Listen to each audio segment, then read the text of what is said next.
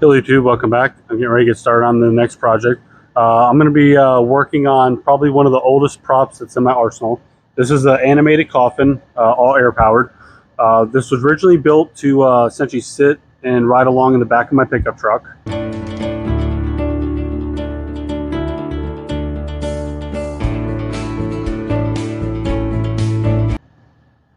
Now the way it was designed was the lid would open up, the lady inside would sit up, and then I'd make her lay back down, then close the lid down, and I would do that at traffic lights. So this thing actually had, a set of air solenoids, an onboard air compressor, the whole 9 yards.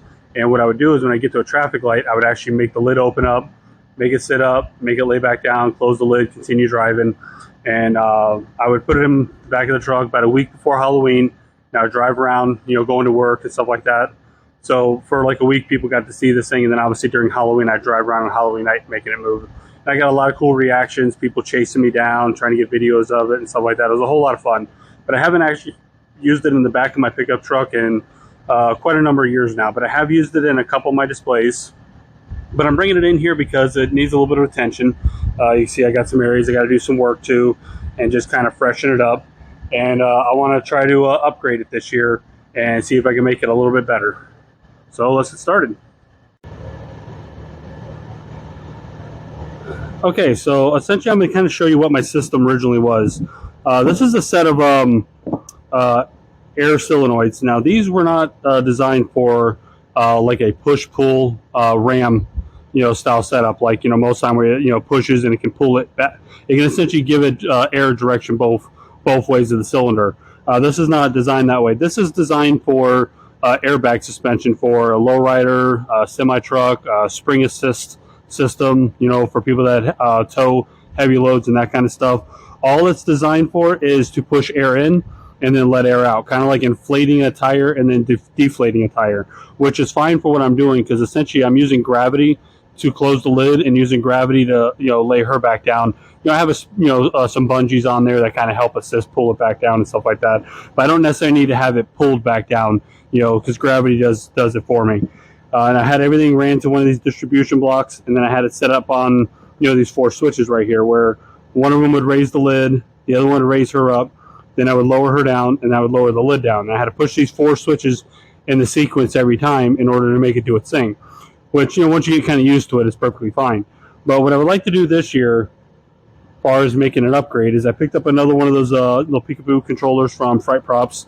This is has a 4-channel system on it, which is good because I need 4 channels because I have 4 solenoids because I have 2 cylinders that I got to operate. Plus this one can also do audio on it, so I can actually put some kind of sound on it, whether it's her screaming or making the coffin make a loud creaking noise, whatever I want to do, that kind of stuff. So my goal is to either have it motion censored or with a hard trigger, where all I got to do is just essentially let it do its thing. It'll open, close, do its thing all by itself, reset, be ready to go for the next person that either trips it, or if I trip it manually myself because I want it to go off at a specific time. So what my plan here is I'm just going to take a piece of plywood here and just get everything mounted to it so everything's all nice and neat, make all the wires nice and neat so I can have everything so it's easy to get to and have it all ready to go, already programmed, ready. So once it comes time to setting the casket up in the display, all I got to do is just hook up the 2 feeds, for the 2 cylinders right here, one here, and all I got to do is just plug those in, turn it on, and it's ready to go.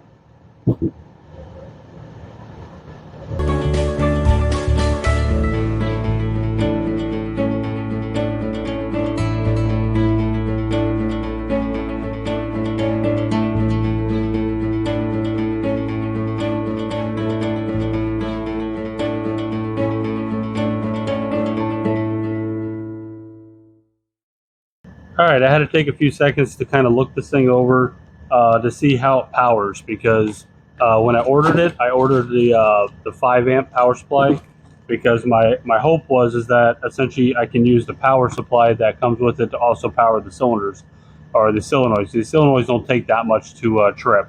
They're not going to need, 5 amps is more than enough for that. But I know when I wired it for my 110, I had to actually introduce another power supply to it, which was the 110 power supply. And I was kind of hoping with the 12 volt I didn't have to do that. So after looking at the instructions and kind of seeing the way everything is kind of set up, on the top here where you actually have the power going in, which is a little part right here. So I already screwed this thing down. But there's a little spot right here where the power supply plugs in, and then this bank right here. What it is, you have a negative, a positive, and then you have an in on the top here. And based on what the instructions look like, it looks like I can essentially use the negative and the positive of these two. So it's the first, two pins right here as essentially almost like a power out. So if that's the case, then I should be able to take the negative from here to go to the negative of my solenoids. The positive, I'm going to have to take the positive and I'm going to have to run a positive wire to each of the solenoids, or not, sorry, the solenoids, the relays on each side of the PicoBoo here. But obviously I can't cram, I'm not going to try cramming 4 wires in here to run 4 wires. So I'll end up using this thing. I mean, I kind of wish I had a smaller one. This is a bit excessive for something like this. But if I get once I get this thing all working and stuff like that, I can always find a smaller one of these.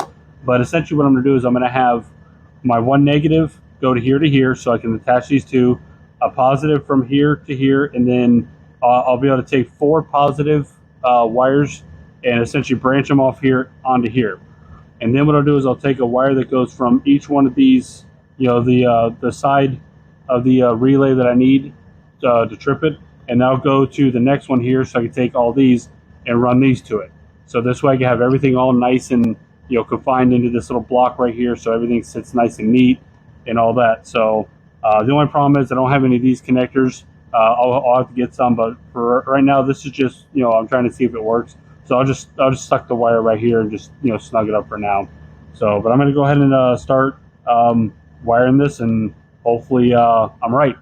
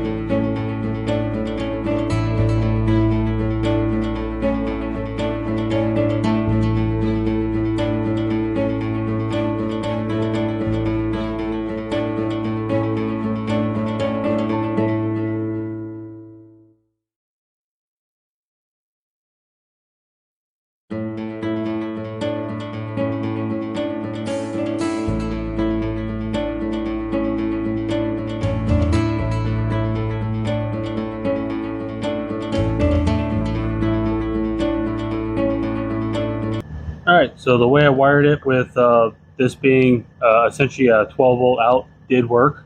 I just did a quick program on it. You'll hear the relays kick on, and you're also going to hear this thing, the air go in it and then the air coming out of it.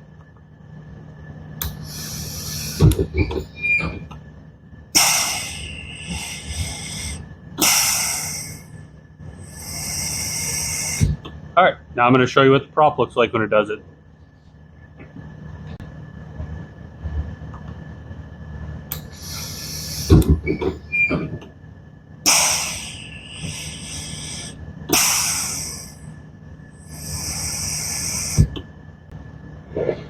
So the next step is going to be to dial in my regulator to get just enough speed that I want, and then I'll put a muffler on here, which all I did for the muffler is I just added another tube, and I ran the discharge off far enough away to where you really couldn't hear the air coming out of it, and then programming this to the exact time duration that I want, as far as how long I want her to stay up and all that kind of stuff, and like that. So, but overall, the system seems to work. So it's just a matter of some fine tuning and getting the casket looking much better.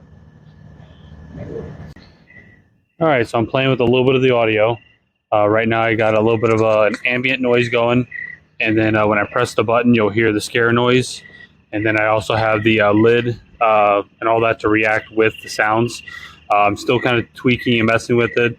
And obviously the final cut, I'll have to have my wife, do the screaming portion, but this is what I got. Who's out there? Let me out. Come on, let me out of here.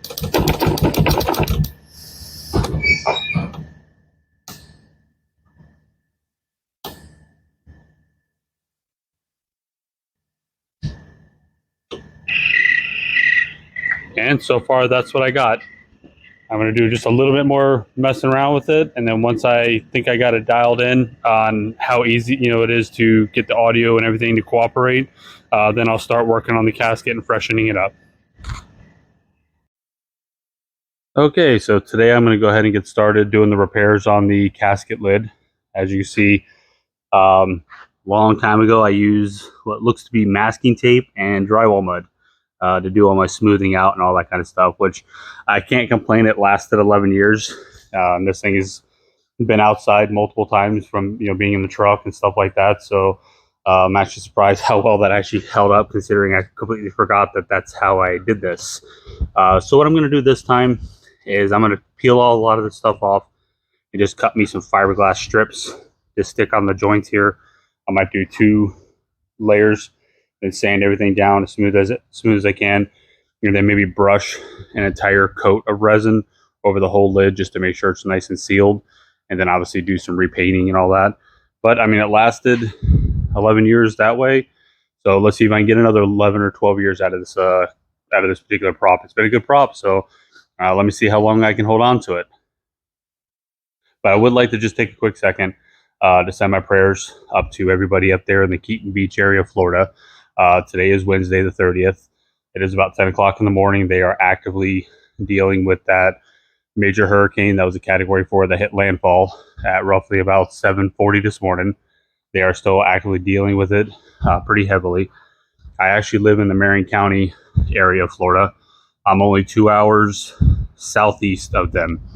And as you can see, the storm is just small enough and just far enough that other than a few wind gusts here and there and a little bit of rain here and there, I'm not really getting a whole lot of my area that's going to be catastrophic or anything. So I just wanted to just take just a quick second to send my prayers and my thoughts to everybody up there in the North Florida area for what you're going through right now and what you're going to be going through after the aftermath of when it goes through. So I just want to just take a second, wish everybody the best of luck up there in North Florida. We're going to go ahead and get started on this and see how it turns out.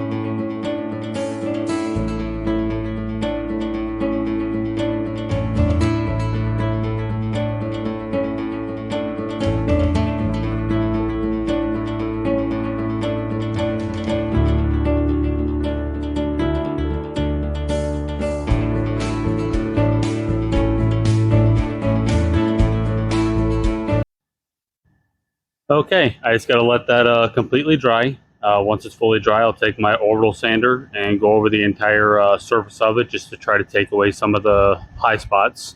And then I'll paint it gray and then re-age it. And this one will be just about done. And then I will do my final programming and we'll see the finish.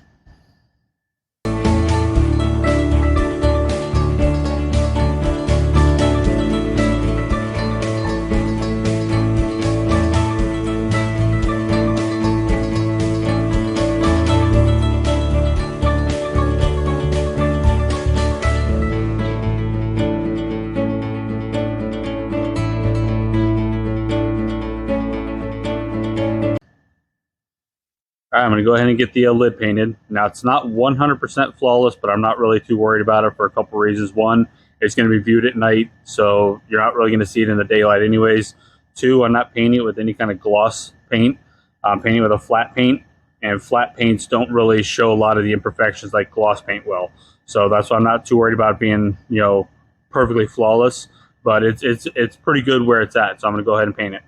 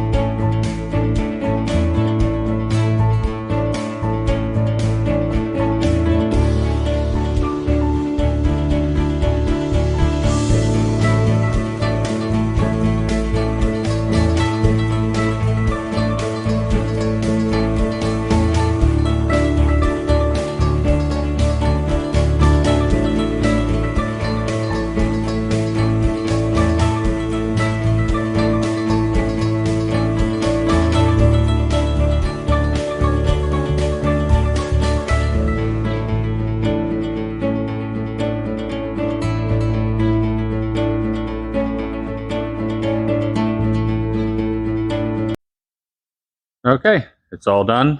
Paint's all dry. I think everything looks pretty good.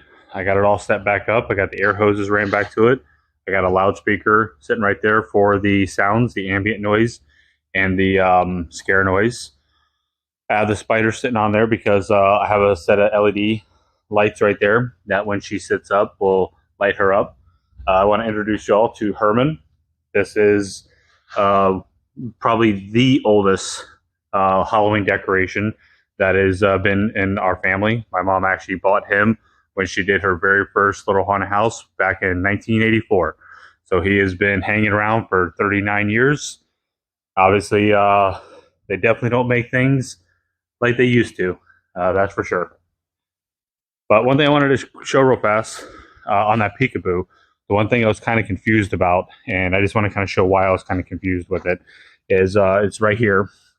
This is the wires that I ran to the power here, and you see right here it says power input. So obviously, normally when you see input, input normally means power in. Output normally means power out. So when I saw power and then input, I figured these were not an output feed, and I had to actually run power into it this way in order to make the relays work, which is not the case. These can actually go out. So if that was said output, obviously it'd have been a little more self-explanatory, not input per se. It does have a form of an input because for the triggers or the motion sensors, have to go into here, but it still pushes power out of it. So that's just why it kind of threw me off a little bit, and that's why I had to really look at the instructions. So I just wanted to kind of show that real fast. But what I'm going to do is I'm going to go ahead and operate the prop real fast. I have my wife do a little scream thing for me. I want to kind of show you what it looks like with the her coming up and screaming and all that. I'm going to do it with all the lights on. Then once it gets a little bit darker, then I'll do it with the lights out and with the ambient light and such.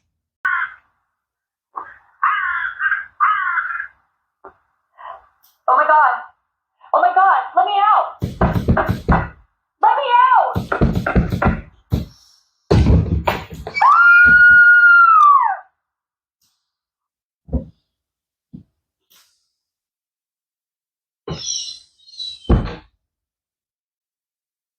All right, here we are with the lights out. Now this most likely won't be the colored light that I'll be using for the ambient light during the display. I just wanted to make sure I had something bright enough so you could see like the lid bouncing up and down and stuff like that. So I just wanted to make sure it was bright enough for that. But I'm going to go ahead and turn the volume up real fast and trigger it.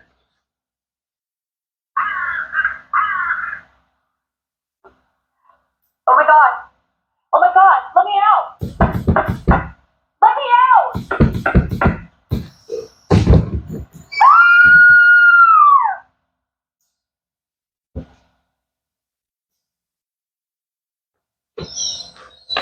And there we go. Pretty much a fully automated casket with a corpse that sits up and screams at you.